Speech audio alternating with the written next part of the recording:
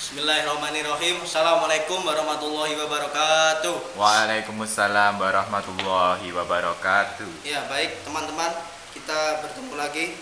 Kali ini kita akan melanjutkan materi pembahasan kita, yaitu tentang ibadah kurban dan akikoh. Di sini sebelum masuk ke subbab-subbab dan mempelajari lebih dalam, ada yang tahu apa itu kurban? Coba Mas yang di depan itu.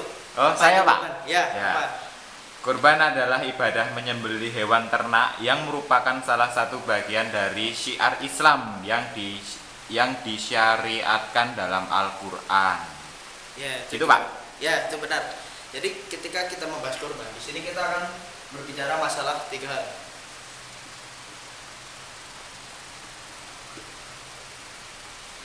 Tiga hal. Yang pertama, kita nanti akan mempelajari pengertian.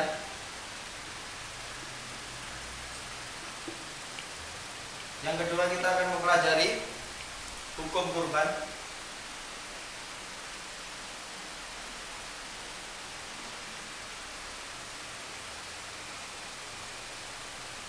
Lalu yang ketiga, kita akan mempelajari ketentuan hewan kurban.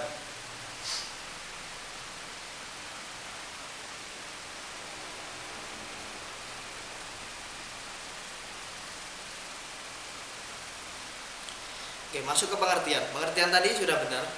Pengertian hewan kurban adalah menyembelih hewan dengan niat untuk beribadah kepada Allah. Ya, oke, Pak. Jadi kita itu ketika berkurban itu janganlah sekali-kali berniat untuk sombong.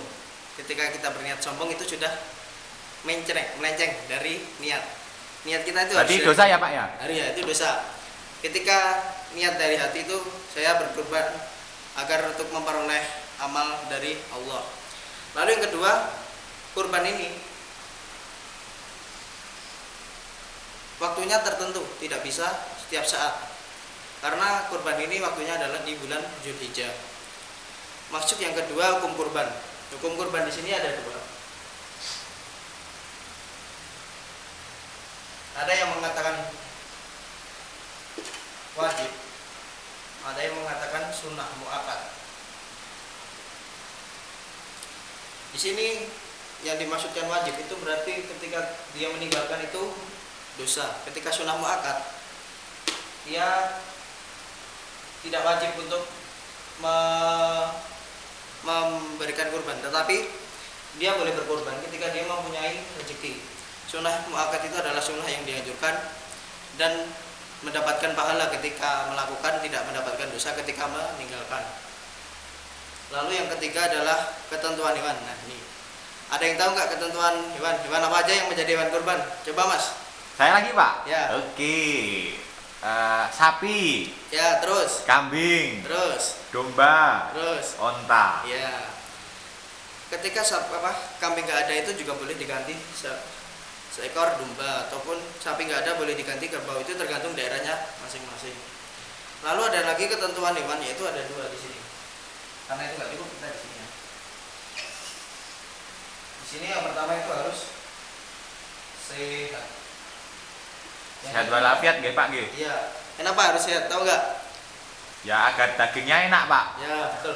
Di sisi lain, ketika dagingnya enak, sehat ini halal ketika dikonsumsi. Ketika hewan di sini adalah cacat, itu tidak boleh dikonsumsi.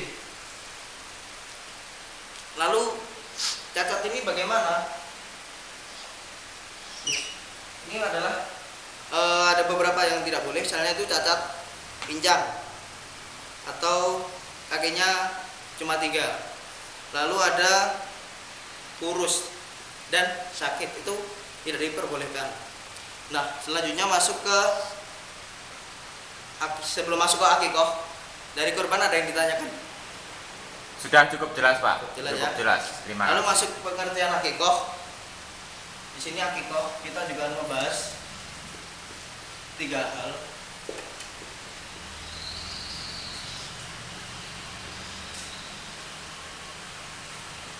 Akikoh, ada yang tahu pengertian dari akikoh? Saya, Pak, tahu, Pak. Apa? Akikah adalah pengorbanan hewan dalam syariat Islam sebagai bentuk rasa syukur umat Islam terhadap Allah Subhanahu wa taala mengenai bayi yang dilahirkan. Hukum akikah menurut pendapat yang paling kuat adalah sunnah muakkad.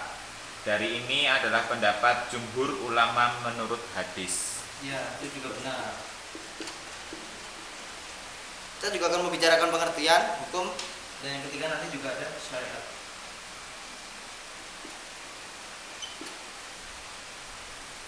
Oke, kurban udah cukup ya, saya hapus.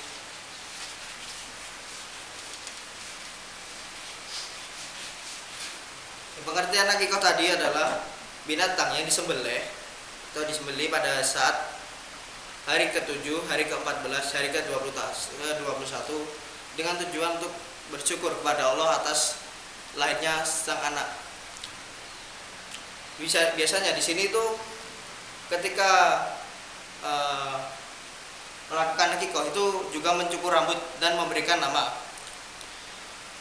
Lalu yang kedua, hukum akikah. Hukum akikah ini di sini adalah sunnah.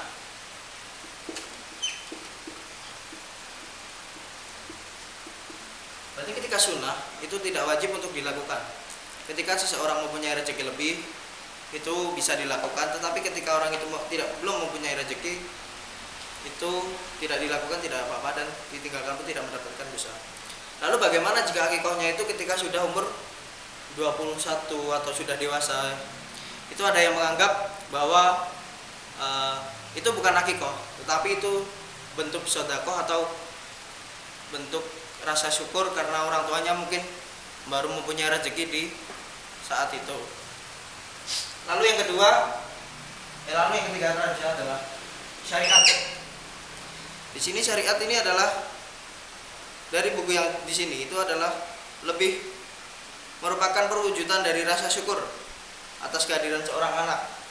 Jadi di sini hanyalah rasa syukur kita itu terhadap Allah. Kita sudah dikaruniai seorang anak, kita harus bersyukur karena Allah sudah mempercayai kita, sudah mempercayai orang tua atas lahirnya seorang anak. Ketika anak itu lahir, akikahlah yang menjadi sebuah rasa syukur. Lalu yang ketiga selanjutnya pembahasan tambahan lagi ada hewan.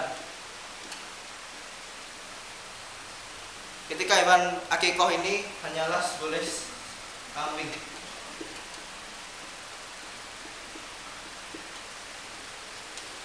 Kambing ini sendiri pun dibagi menjadi dua ya. Ketika anak laki-laki itu 2 ekor kambing, ketika anak perempuan itu 1 ekor kambing. Dari buku ini pun dijelaskan sejauh ini dapat ditelusuri bahwa yang pertama melakukan akikah adalah 2 orang saudara kembar, cucu dari Nabi Muhammad SAW dari perkawinan Ali bin Abi Thalib yang bernama Hasan dan Husain. Jadi kita ini melakukan akikah ini adalah sesuai dengan apa yang dilakukan oleh cucu Nabi Muhammad SAW. Oke, dari pembahasan 2 ini apakah ada yang ditanyakan? Tidak Pak, sudah cukup jelas. Tidak ada. Alhamdulillah kita sudah masuk ke akhir materi. Kita bisa menyimpulkan bahwasanya akikah dan kurban ini sama-sama menyembelih, tetapi yang membedakan apa? Waktunya Pak. Waktunya, terus jenis hewannya. Habis itu pelaksanaan. Tata cara. Jumlah hewannya Pak. Ya, ketika kurban itu bisa dilakukan di bulan Zulhijjah tadi ya. Terus akikah itu hanya bisa di hari ke-7, hari ke-14, hari ke-21 ataupun kelipatannya. Lalu untuk jenis hewan tadi akikah ada kambing, kurban ada sapi, kerbau, unta, kambing ataupun domba. Nah, mungkin itu yang bisa saya sampaikan hari ini. Kurang lebihnya saya mohon maaf. Wassalamualaikum warahmatullahi wabarakatuh. Waalaikumsalam warahmatullahi wabarakatuh. Matur nuwun Pak.